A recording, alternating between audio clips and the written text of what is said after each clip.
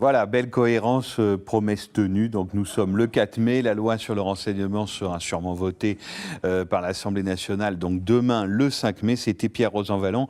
Il y a moins d'un mois sur Mediapart. Dominique Cardon, bonsoir. Vous êtes chercheur, vous travaillez à Orange Lab. Mathieu Burnel, bonsoir. Vous êtes l'un des mis en examen de l'affaire de Tarnac. Anthony Caillé, bonsoir. Vous êtes policier, secrétaire général de la CGT Police Paris. Et enfin, un journaliste à France Télévisions, membre du SNJ, le syndicat national des journalistes, Antoine Chusville. Bonsoir. Première question pour vous, Anthony Caillé, avec tout ce qu'on entend là depuis 16 heures. Alors bien sûr, on entendra le terme utile comme on le voudra, on pourra mettre les guillemets, on pourra se demander à qui il est utile, à qui est utile cette loi sur le renseignement, mais justement, vous, votre point de vue de professionnel et de professionnel de la police et de l'investigation, comment vous jugez l'utilité de cette loi ? L'utilité d'une loi sur, de lutte contre le terrorisme, évidemment que tout le monde sera d'accord. Évidemment qu'aujourd'hui on nous dit à 63-64% de Français qui sont pour cette loi sur le renseignement, mais faut-il encore savoir la question qu'on leur a posée. Si la question, comme j'ai pu la lire, c'était êtes-vous prêt à être mis sur écoute et en échange vous verrez il n'y aurait plus d'attentats terroristes sur le territoire national français, forcément on va recueillir 63% de Français qui seront pour ce qu'on ampute une grande partie de nos libertés en France. La question, elle se pose pas comme ça. Sur ce projet de loi qui comporte de nombreuses zones d'ombre, notamment sur les items 11 et 13, là j'ai vu là, qui sont restés, c'est-à-dire sur tout ce qui est associations collectives et intérêts économiques. C'est là-dessus où véritablement il faut qu'on se pose les vraies questions. Est-ce que aujourd'hui lutter contre le terrorisme, ça passe nécessairement par l'écoute abusive de l'ensemble de la société française, ou est-ce que ça passe par un ciblage qui est fait par réellement des policiers du renseignement ? Aujourd'hui, on a un peu une réponse là-dessus. Les policiers du renseignement, on n'en a quasiment plus. Quand on a mis à mort les renseignements généraux, on a éteint le maillage territorial qu'on avait, qui était très très important, avec toutes les remontées que ça pouvait avoir. Ça allait de la discussion de café du village du coin, le policier du renseignement des renseignements généraux, c'était le baromètre social de la police nationale. Aujourd'hui, on n'a plus ces informations-là. On ne sait plus les traiter. On a de l'information très globale, très, très générale, qui nous arrive en masse. Et le problème, après, c'est pour traiter et évaluer l'urgence de l'urgence. Voilà, qu'est-ce qui est plus urgent que l'urgent ? Et ça, c'est très compliqué aujourd'hui, je pense, dans le renseignement et notamment la Direction générale de la sécurité intérieure, de mesurer quelle importance donner aux urgences. Voilà. Et je pense aujourd'hui que cette loi, elle ne répond absolument pas aux attentes des Français, ni forcément des services de renseignement. C'est un voile, en fait. Ça veut dire qu'il va y avoir encore plus d'informations à traiter avec toujours aussi peu de gens pour les traiter. C'est ça concrètement alors, évidemment, dans les services. Voilà, je suis pas du tout un technicien. Moi, les algorithmes, tout ça me dépasse. Hein. Mais quand j'entends boîte noire, filtre sur tous les opérateurs, les fournisseurs d'accès, ça va faire des millions et des millions d'informations à traiter.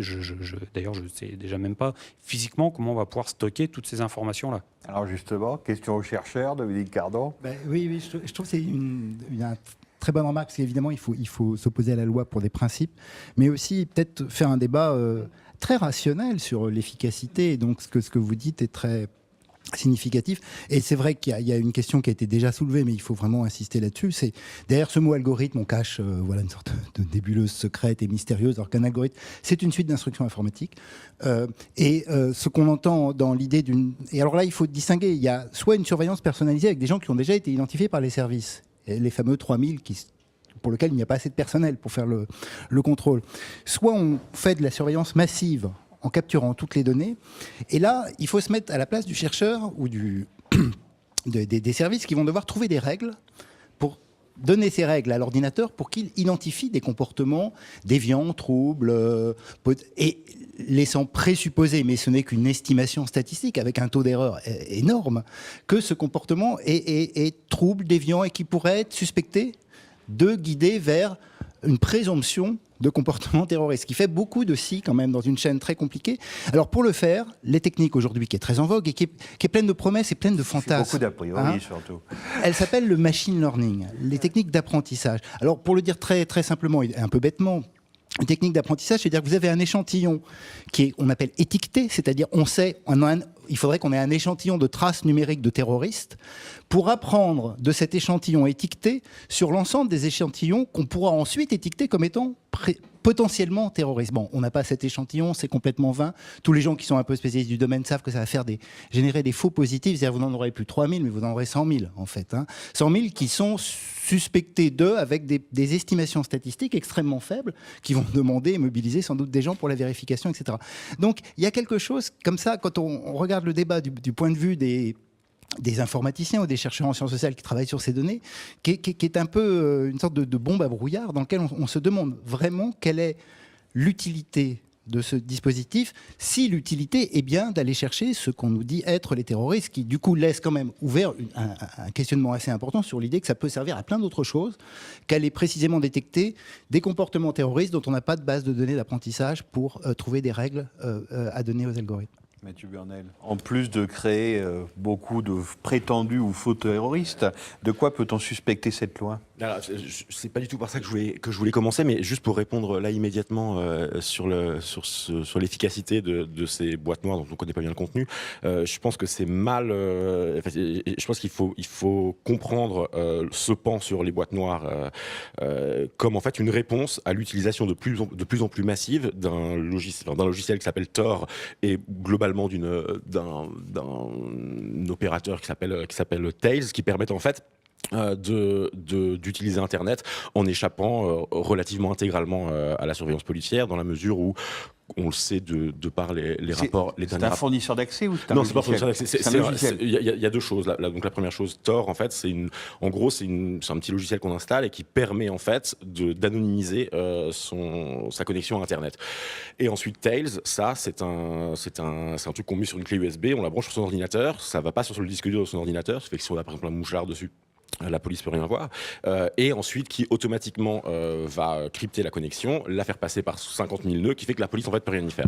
Et on sait parmi les dernières révélations de Snowden que la NSA, il y a encore, je crois en 2012 ou 2013, classé ces dispositifs-là comme étant un niveau de sécurité maximal, c'est-à-dire qu'ils n'arrivaient pas à le casser. Et là, on peut donc très certainement interpréter ce pan de la loi, c'est-à-dire savoir de mettre la boîte noire et l'algorithme.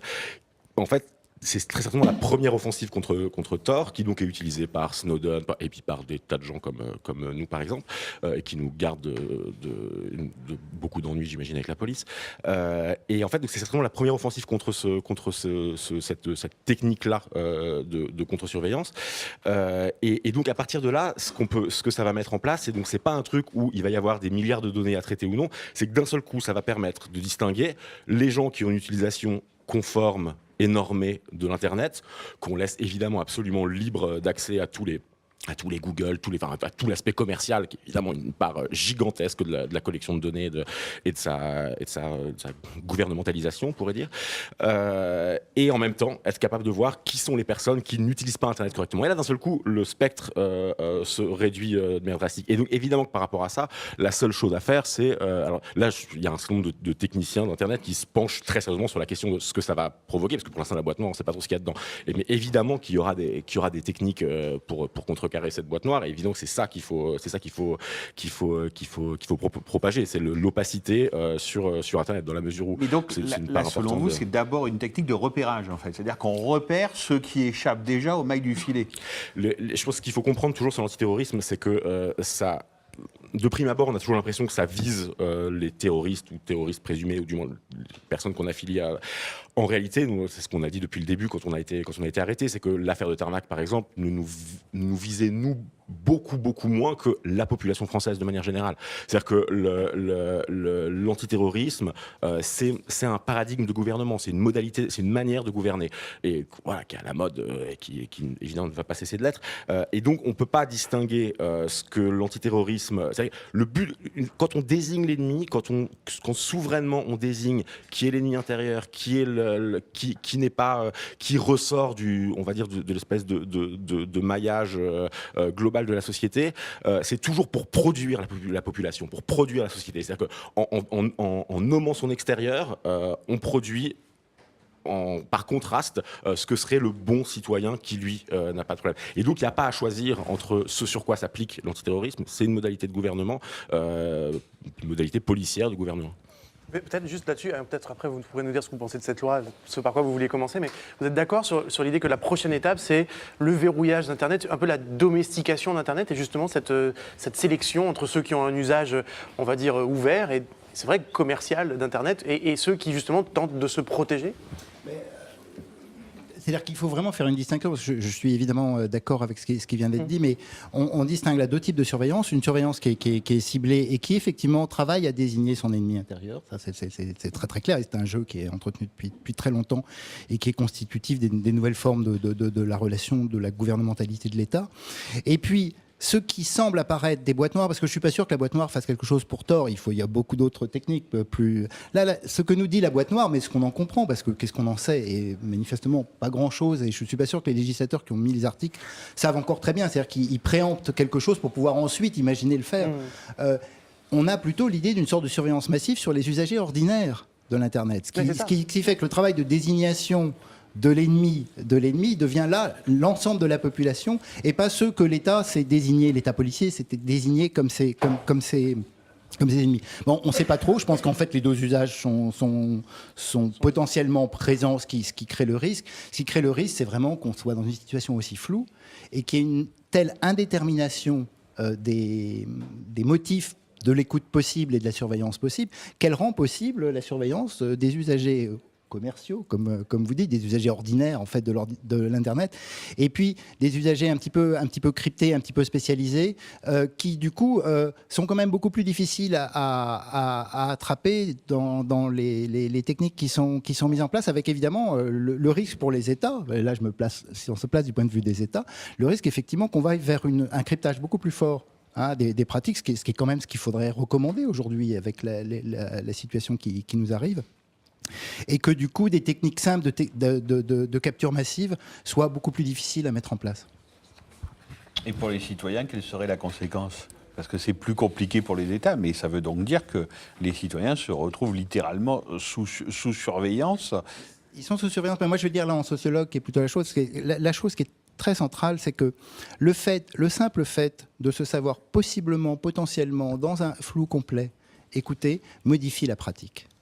Et que c'est cette toute petite chose-là qui va peser sur les actions, les représentations, les manières de s'exprimer, les manières d'échanger, les manières d'user de la liberté que Internet nous a donnée, par le seul fait qu'on a une conscience potentielle, vague, floue, distante, intangible de la possibilité de la surveillance. Il y a d'halo de surveillance, en fait. Il y a un halo qui va, par une sorte d'effet de rétroaction progressive, d'apprentissage mutuel, fait que, d'une certaine manière, on est en train de domestiquer, de routiniser, d'incorporer en nous le surveillant, dans les propres usages et les propres pratiques qu'on peut faire de l'Internet, et que tout ça, au prix d'une quête inefficace au regard du motif énoncé, etc., est un prix beaucoup trop cher à payer.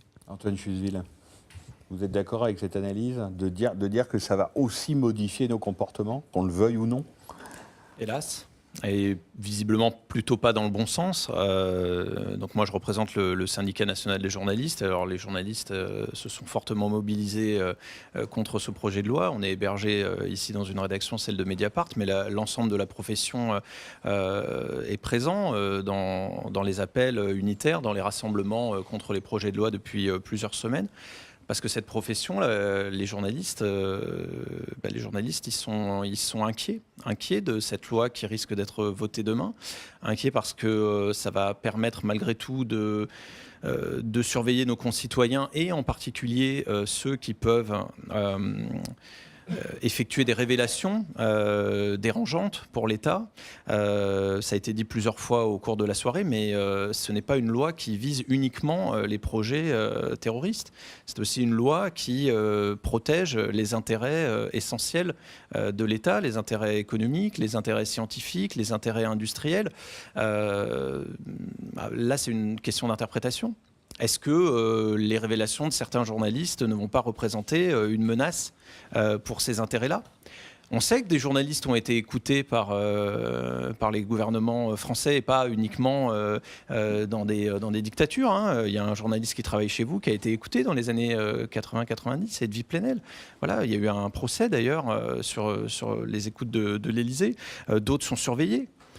D'autres, on aimerait bien les faire taire. D'autres, on aimerait bien qu'ils cessent de pouvoir faire des révélations sur des personnages gênants. Donc notre profession est très inquiète, elle est aussi très en colère. Pourquoi ? Parce que ce projet de loi sur le renseignement qui vise à intensifier la surveillance des concitoyens et notamment des journalistes, même s'il y a un petit amendement, j'y reviendrai peut-être tout à l'heure, mais qui ne nous satisfait pas, ce projet de loi, il est examiné extrêmement rapidement, en procédure accélérée. Ce qui n'est pas vraiment le cas d'un autre projet de loi que les socialistes avaient promis de faire voter au plus vite en 2012, celui sur la protection des sources. Celui-là, il est au frigo de l'Assemblée nationale depuis 1 an et demi. On a parlé tout à l'heure avec Aurélie Filippetti. Voilà. Ouais. Bon, alors pour plusieurs raisons visiblement, mais en tout cas, ce projet de loi qui est imparfait, mais qui représenterait une avancée pour les journalistes, qui les protégerait, qui leur permettrait de mieux faire leur travail et donc de mieux informer les Français, de mieux informer leurs concitoyens. Ce projet de loi n'est pas une priorité pour le gouvernement. Et en revanche, le projet de loi sur le renseignement et la surveillance, notamment des journalistes, est une priorité pour le gouvernement. Donc notre profession est inquiète et en colère parce qu'on ne nous permet pas aujourd'hui d'être mieux protégés, mais on s'apprête à nous surveiller. Est-ce que vous considérez, Mathieu Burnel, au-delà du cas des journalistes comme profession, qu'au fond, c'est une loi de contrôle politique et ou de contrôle social ? Ben alors, ce que je voulais commencer par raconter au départ, c'est que, parce que c'est un petit peu ce qui nous donne à nous, je veux dire entre guillemets Tarnac, la légitimité de participer à ce débat, c'est que on fait partie des quelques personnes qui ont eu le loisir et le luxe de passer à travers cette espèce de miroir noir que peut être le renseignement, et on en est partiellement revenu. Et c'est-à-dire que ce qu'on voit de la pratique policière lorsqu'on étudie les procédures judiciaires et les différents rapports de police, et nous on a eu une chance extraordinaire, c'est que notamment du fait du travail d'un certain nombre de journalistes, on a eu accès à encore plus de documents que ce à quoi on aurait dû avoir accès. Et c'est absolument effarant. C'est-à-dire que là, encore parce qu'on parlait de rationalité tout à l'heure, d'un point de vue vraiment rationnel, l'idée qu'il faudrait donner plus de pouvoir à ces gens, alors que franchement, c'est des gens à qui on les laisserait pas, on leur confierait pas nos enfants, quoi. Leur donner toujours plus de pouvoir, c'est juste absolument ahurissant. Et alors, je vais raconter une anecdote qui est assez amusante parce qu'elle éclaire quelque chose. C'est que alors c'était passé, il y a eu un article sur Mediapart et aussi dans Le Monde là-dessus, c'est que bon, parmi les 50 000 mensonges, barbouzeries diverses et variées auxquelles on a eu le droit, une des plus belles, elle était le fait d'un policier. Enfin, au départ, il y avait un type qui faisait, donc il y a des articles sur Mediapart là-dessus, un type qui faisait 7 blogs sur nous, et sur les blogs, il y avait la photo d'en-tête des blogs, c'était une cible sur le domicile de Julien Coupat, et avec plein de messages complètement délirants. Bon, très vite, on a regardé un petit peu ce qui se passait, et bon, la personne se faisait passer pour un journaliste, ou contacter des journalistes en se faisant passer pour nous accuser d'être le groupe AZF qui avait fait des attentats terroristes là-bas. Bon, bref, un truc complètement délirant. Et alors, pas de bol, le policier en question avait laissé ses métadonnées sur les images qu'il mettait, etc. Donc, bon, sans dire grand-chose, on a remonté la pelote jusqu'à avoir la confirmation définitive que c'était bien un agent de la DCRI. Et donc là, évidemment, effroi, on se dit, ah mais alors quoi, est-ce que c'est une espèce de méta-barbouzerie complètement folle, ou est-ce que le type est complètement dingue? Parce que, franchement, quand on lisait ces trucs, il y avait, c'était quand il a su qu'on l'avait grillé, il a appelé les journalistes en disant, je vais me suicider si vous dites que c'est moi, machin, enfin, des trucs absolument lamentables. Et donc il y avait ce doute. Est-ce qu'il est complètement fou? Est-ce que c'est un truc commandé par sa hiérarchie? Ou est-ce que c'est un peu les deux? On savait pas. Et en fait, et à ce moment-là, il fallait réfléchir, voilà, quelle hypothèse on fait? Et à ce moment-là, moment-là, j'ai fait une hypothèse, je veux dire, un peu médiane, qui était qu'en fait, quand on travaille dans le renseignement, on est obligé de devenir complètement taré. Et c'est pour une raison structurelle. Non, mais pour une véritable raison. C'est-à-dire que qu'est-ce qu'on demande aux policiers du renseignement? Qu'est-ce que vous décrivez là, de la mythomanie?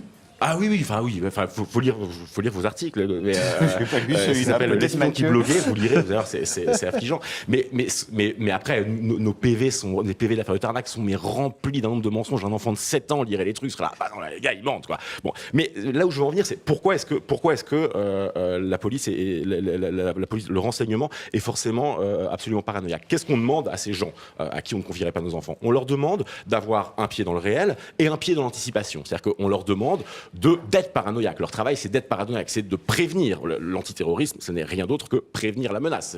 C'est la doctrine antiterroriste française depuis 85.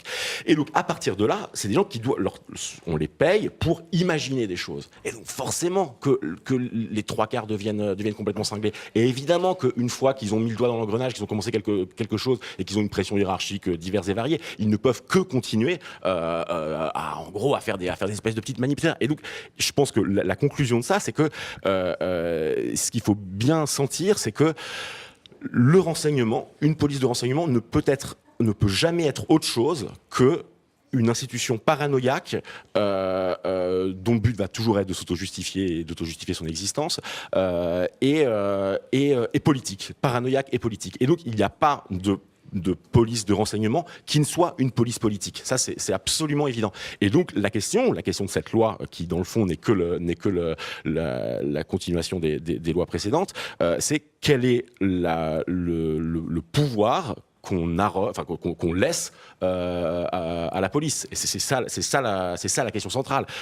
Pouvoir qui est déjà absolument massif, mais c'est l'enjeu, quoi. Quelle liberté d'action on décide de laisser à la police, ou alors quel pouvoir on s'arroge nous pour lui limiter, ce que je disais tout à l'heure, à savoir réussir à s'autodéfendre, par exemple sur le numérique. Et là, par exemple, récemment, il y a un site internet qui s'appelle Lundi Matin, qui est très intéressant, qui a produit un manuel de contre-filature pour expliquer, et de contre-surveillance, pour expliquer comment s'y prendre pour marcher dans la rue tranquillement si la DGSI nous suit. Je pense que c'est ça la voie à suivre. C'est la police est de plus en plus forte. Comment est-ce qu'on arrive à la tenir à distance? Mais vous retenez donc surtout la loi du côté policier, mais on a l'impression que la loi nous concerne tous, c'est-à-dire que c'est pas uniquement l'efficacité ou disons la puissance accrue ou la soi-disant puissance de contrôle accrue de la police qui là est en jeu. Je pense qu'il y a quelque chose qui trouble vraiment le débat sur la question de l'antiterrorisme de manière générale et sur le contrôle, c'est que en France, on a, à mon avis, bêtement tendance à penser que sécurité et liberté s'opposent. Alors qu'en réalité, si on regarde quand est-ce qu'ont été inventés ces termes de liberté au sens moderne, au sens libéral en réalité, et de sécurité, ils ont été inventés en gros par les mêmes personnes à la même époque, à savoir au XVIIIe siècle. Et en fait, la sécurité et la liberté, comme on les connaît, c'est les deux pans de la même pièce. Il s'agit de libéraliser l'individu pour qu'il puisse produire, circuler, produire de la marchandise, etc., etc. Et il faut en même temps sécuriser ses flux et sécuriser la société. Et donc, on ne peut pas sortir de ce débat. Si on essaye d'opposer sécurité à la liberté comme on la connaît, on ne peut pas sortir du débat. Et enfin, on ne peut pas s'en sortir, on ne peut pas trouver de solution logique. On est obligé de faire une espèce de petit calcul d'épicier, un petit peu de sécurité, un petit peu de liberté, etc. Et là, j'ai l'impression qu'un des écueils de la mobilisation en général contre ces lois, c'est qu'on a du mal à sentir ce qu'on peut opposer au contrôle. C'est-à-dire qu'on entend des termes qui, moi, me paraissent un peu passe-partout, comme par exemple liberté publique, liberté individuelle, mais on ne voit pas très bien. Et évidemment qu'on est automatiquement rabroué par l'argument, si vous n'avez rien à vous reprocher, de toute manière, c'est un argument qui est d'une efficacité absolument redoutable. Et c'est peut-être parce qu'en fait, on a la mauvaise conception de la liberté. Et peut-être que la liberté, c'est pas la liberté qui nous intéresse, la liberté qui nous importe, c'est pas celle de pouvoir choisir entre Coca-Cola et Pepsi, et celle de revendiquer sa liberté individuelle ou la liberté publique. En gros, la liberté que l'État nous laisserait utiliser. La liberté, ça n'a jamais été un truc que l'État nous laissait, que l'État nous octroyait. C'est toujours quelque chose qui a été pris, qui a été arraché, et très souvent de haute lutte. Et là, je pense que ce qui est en jeu dans cette loi, quant au concept même de liberté, c'est que la liberté qui est en jeu, c'est celle de pouvoir s'organiser politiquement contre l'ordre des choses. C'est ça qui est en jeu et c'est ça que la loi vise à endiguer chez les islamistes comme chez monsieur et madame tout le monde. Et alors, ce matin, je lisais un peu deux, trois trucs pour essayer de me mettre un peu dans le bain ce matin, et je suis tombé sur une interview de Jacques Vergès par Michel Foucault. Je savais pas qu'elle existait. Et Foucault m'a dit oui, mais alors vous, c'est quoi votre loi ? Et Vergès répond, Vergès n'était pas forcément un exemple politique, mais en tout cas, il répond un truc très très bien. Il dit ma loi, c'est d'être contre les lois parce qu'elles prétendent retenir l'histoire. Et c'est vraiment une très très bonne citation. Et alors, qu'est-ce qu'on peut se préfigurer là ? Et ça, c'est quelqu'un l'a dit un petit peu précédemment. C'est qu'effectivement, l'antiterrorisme vient juste être l'espèce de couche supplémentaire à la gestion générale par la crise de la totalité de la population, et qu'il y a un sentiment diffus, très certainement chez nos gouvernants, que à tout moment quelque chose pourrait se mettre à exploser et que des nouvelles formes politiques pourraient être trouvées et que les choses débordent légèrement. Et c'est donc, à mon avis, à partir de cette possibilité du soulèvement, à partir de cette possibilité du renversement de l'ordre établi, que la question de la surveillance se pose un petit peu sérieusement. Et voilà, ça peut paraître délirant de dire ça maintenant, mais si vous aviez demandé à un Tunisien ce qu'il pense du régime de Ben Ali il y a 4 ans, ils vous auraient dit non, il se passera jamais rien. Bon, on est à chaque instant plus proche du moment où les tables tournent. Et donc c'est à partir de notre capacité d'agir politiquement qu'il faut mesurer et évaluer cette loi. Et donc c'est évidemment un obstacle, c'est quelque chose qui nous endigue. À partir de là, il y a deux possibilités. On peut s'en indigner ou on peut essayer de s'organiser contre. Et là, en l'occurrence, s'organiser contre, c'est développer massivement les programmes de cryptage, les trucs, tous les outils comme Tor, etc., pour faire que on arrive à tenir la police suffisamment à distance de nos échanges personnels et politiques pour pas qu'elle puisse nous arrêter avant de faire quoi que ce soit. Dominique Cardan. Oui.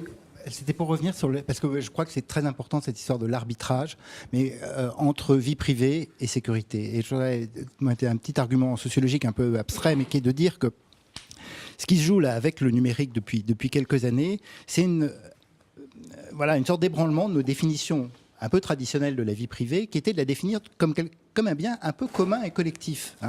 Et donc on définissait la vie privée comme une sorte de norme commune, définie par le droit, qu'est-ce qui est privé, qu'est-ce qui est public, par des mœurs, être poli, avoir du tact, qu'est-ce qu'on montre, qu'est-ce qu'on montre pas, etc., qui était une sorte de norme collective. Et ce qui est arrivé avec le numérique et avec tous les dispositifs d'individuation de nos sociétés, c'est de considérer que chaque individu définit pour lui-même sa frontière entre la vie privée et la vie publique. Il ne veut pas d'un droit paternaliste qui lui dit ça c'est privé, ça c'est public, tu dois te comporter comme ça, etc. Si sur Facebook je veux raconter ma vie sexuelle, si je veux raconter mes activités politiques, si je veux, j'ai le droit de le faire, c'est pas à Facebook ni au droit de le faire. Et donc ce processus d'individualisation de la vie privée, qui est devenu un droit non plus protecteur, mais un droit à liberté que chaque individu essaye de défendre, il est en train de rencontrer, et c'est là le chantage utilitariste, et c'est pour ça qu'il est individualisant, qu'on est en train de nous faire, c'est sécurité contre vie privée, et après tout, si tu n'as rien à cacher, c'est pas grave. Et le si tu n'as rien à cacher est complètement utilitariste, c'est-à-dire qu'il dit à chaque individu, si toi tu n'as rien à cacher, t'es tranquille, laisse les autres faire. Et donc ce qu'il faut ramener, moi je crois, et c'est la chose qui disparaît un peu, parce qu'on a des individus qui se prétendent autonomisés parce qu'ils décident eux-mêmes leur vie privée face à des géants que sont Facebook, Google, et puis les États de l'autre côté. C'est arriver à re-rendre un peu collectif l'idée de la vie privée. C'est-à-dire que c'est pas parce que j'ai rien à cacher d'abord qu'il faut que je le dise, et puis j'ai aussi à défendre l'intimité des autres. C'est-à-dire faire de l'intimité ou de la vie privée des autres un commun. C'est-à-dire j'ai un intérêt à ce que les journalistes aient un espace secret et protégé. J'ai un intérêt à ce que les militants puissent ne pas être surveillés, etc. Qu'est-ce qui fait dans nos sociétés qu'on a besoin de redonner à la vie privée un caractère commun et collectif pour ne pas être pris dans cet étau, qui est un piège absolu, en fait, utilitariste, de nous dire chaque individu va arbitrer entre sa propre vie privée, après tout il n'a rien à cacher, et puis son désir de sécurité. Et je crois que les États s'engouffrent considérablement dans cette sorte de disparition d'un espace intermédiaire pour redéfinir la vie privée. Et d'une certaine manière, c'est peut-être une des vertus du débat qu'on a aujourd'hui, du débat sur la loi, même si il est probable que la fin ne soit pas très bonne, mais que finalement on puisse mettre mettre sur la table ces questions et arriver à retravailler à cette idée d'une définition plus collective de la vie privée, parce que c'est sans doute de ça dont on a besoin aujourd'hui. Qu'est-ce que vous pensez tous, mais je me tourne vers Anthony Caillé en particulier, sur le côté qu'on a beaucoup entendu pour s'en réjouir ou pour le déplorer. Après tout, on légalise des pratiques qui existaient déjà. C'est quelque chose qu'on entend à peu près là et là depuis 4 heures de l'après-midi. D'abord, est-ce que c'est vrai ou est-ce que c'est faux? C'est-à-dire, est-ce que là, ce qui est dans la loi existait déjà en l'état? Alors, c'est très certainement vrai. Le juge antiterroriste Marc Trévédic l'a également confirmé sur un plateau télé. Maintenant, ce qu'il faut bien savoir, c'est que si effectivement ces pratiques ont pu ou peuvent exister, elles sont, de par le fait de leur illégalité, peut-être pas marginale, mais en tout cas très minime. Aujourd'hui, on nous dit on va judiciariser le fait de pouvoir écouter tout le monde, tout le temps, quand on veut, où on veut. C'est là où ça va devenir très très grave. C'est que du coup, ça va être, l'expression, c'est open bar, quoi. Ça va être ouvert tout le temps. Et c'est là où c'est très grave. C'est que, justement, moi j'ai écouté ce que Mathieu disait, et je ne suis pas tout à fait satisfait du discours. Vous ne pensez pas que toute police est toujours politique? Alors, moi, je pense très honnêtement, et c'est ce que j'ai dit tout à l'heure à la déclaration qu'on a fait à la Place des Invalides, qu'effectivement, nous, à la CGT Police, on ne voulait pas devenir des policiers politiques. Voilà, c'est pas notre conception de la police, pas notre conception de la police républicaine. Mais là où ou alors j'ai pas très bien compris ce que Mathieu voulait dire, c'est que il m'explique que bon, de toute façon, la forme de lutte qu'il faudra avoir, c'est effectivement de mettre des moyens techniques. Thor, moi je suis incapable de faire ça. Je veux dire, je suis désarmé face à ça. Ouais, c'est pas si compliqué, mais regardez. Policier désarmé, c'est pas la pire chose qui puisse lui arriver. Ouais, moi je suis pas. Enfin voilà, on peut avoir tous les discours qu'on veut. C'est pas que c'est pas si compliqué. On le dit. Enfin, vous l'avez dit tout à l'heure. Liberté publique, liberté individuelle, ça parle pas aux gens. Bon, nous, ça nous parle parce que voilà, on est dedans et tout. Moi, Thor, ça me parle pas. Moi, ça me parle pas. Moi, j'ai rien à me cacher. Et pourtant, cette loi, effectivement, elle va modifier inconsciemment mon approche de l'Internet. Elle va modifier inconsciemment mes conversations téléphoniques. Quand, par exemple, dans mon activité syndicale, j'aurai un journaliste au téléphone qui me posera certaines questions. Ça, voilà, c'est comportementaliste. Hein, je veux dire, et puis, au bout du bout, on nous ôte un pan de liberté. Je veux dire, et le policier, c'est pas que le policier du renseignement, c'est aussi l'officier de police judiciaire, c'est aussi une garantie des libertés individuelles.